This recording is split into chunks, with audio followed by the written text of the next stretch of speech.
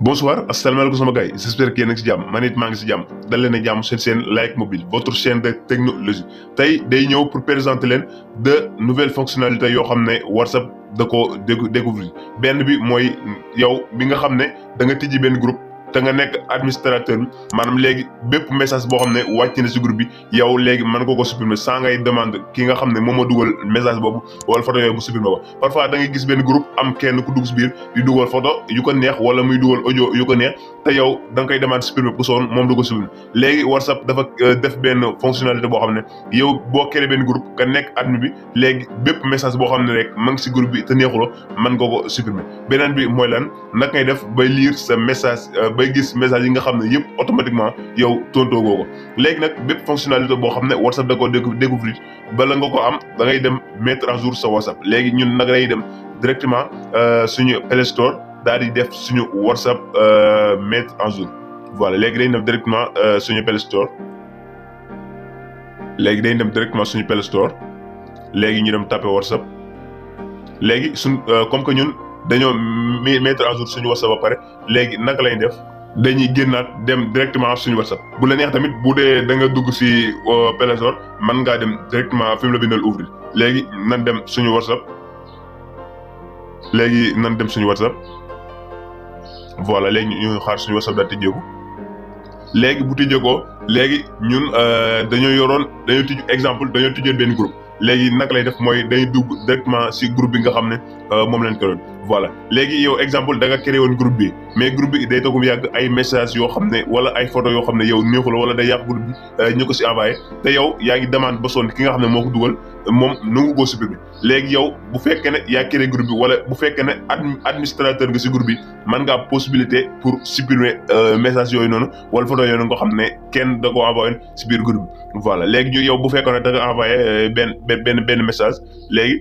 voilà léegi groupe bi ma ngi nii léegi message yi nii dafa am benn personne si groupe bi ku ko envoyé léegi message yi neexuma dama ko bëgg a supprimer te moom dama ko demande ba sonn mu supprimer ko te nangu ko supprimer léegi yow mën nga supprimer bépp message boo xam ne ma ngi si groupe bi te yow bëggoo muy jàll si groupe bi voilà bu ngeen xoolee groupe bi 2 personnes ba si nekk parce que dañ si joxe woon dañ si doon joxe exemple léegi première bi ñuy def mooy dañuy def clic droit message bi nga xam ne moom lañ bëgg a supprimer léegi ñu dem si logo bi nga xam ne moom mooy supprimer voilà léegi bu njëkk ba da la daan defal supprimer pour moi wala mu defal la annuler léegi nag da see yokk benn muy ban supprimer pour tous voilà maanaam boo cliquer supprimer pour tous léegi yow mën nga am possibilité pour supprimer message bi si groupe bépp nga xam ne képp koo xam ne bokk na si groupe bi moom du mën a gis message boobu noonu voilà léegi yow bu fekkee ne yow da nga bëgg a supprimer message bi mën nga cliquer fi mu la bindal supprimer pour tous léegi boo cliquer moo indi la supprimer pour tout le monde voilà man dama bëgg mu denc si groupe bi spécial léegi nga laaj nga cliquer ok léegi nga dem tapaat beneen message bi nga def clic droit nga demaat si supprimer léegi nga def supprimer pour tous après nga defaat supprimer pour tout le monde voilà léegi nag supprimer nan 2 messages yooyu même message bi nga xam ne yow yaa ko envoyé bu la neex tamit mën nga ko supprimer automatiquement pour tout le monde pour mu denc si groupe bi mais yow mi nga xam ne yow yaa envoyé message boobu pour nga supprimer ko pour tout le monde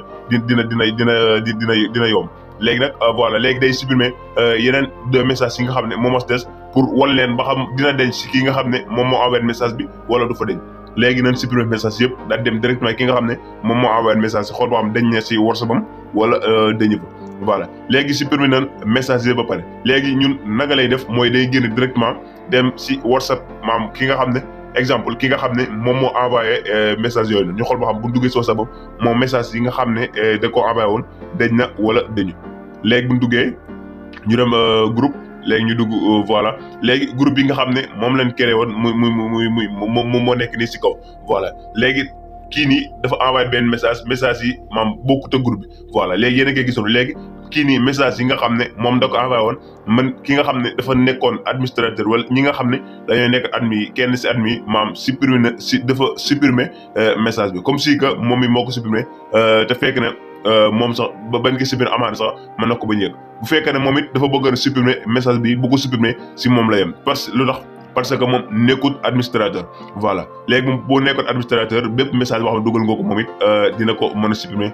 si groupe bi voilà léegi ñu wan leen dernière astuce bi nga xam ne moom moo si des voilà léegi yow boo demee si logo recherche bi am na fu mu la bindal option bu mu la defal non lii lu muy jëriñ mooy boo cliquer bépp message bu yàgg boo xam ne yow liragoo ko moom da la koy génne. parfois da ngay yor WhatsApp mais dafa message yàgg yoo xam ne bëgg nga koo génne sa WhatsApp mais sa contact yi dafa bari léegi nag boo cliquer option bi mu la bindal non lii bépp message boo xam ne maa ngi sa téléphone te liragoo ko moom da la koy directel automatiquement pour nga dem daal di koy lire. voilà yaakaar naa 2 astuces yi dina am si yoo xam ne dina leen intéressé pour ngeen mën ko appliquer si seen téléphone léegi ñu leen joxaat rendez-vous si beneen vidéo à la prochaine.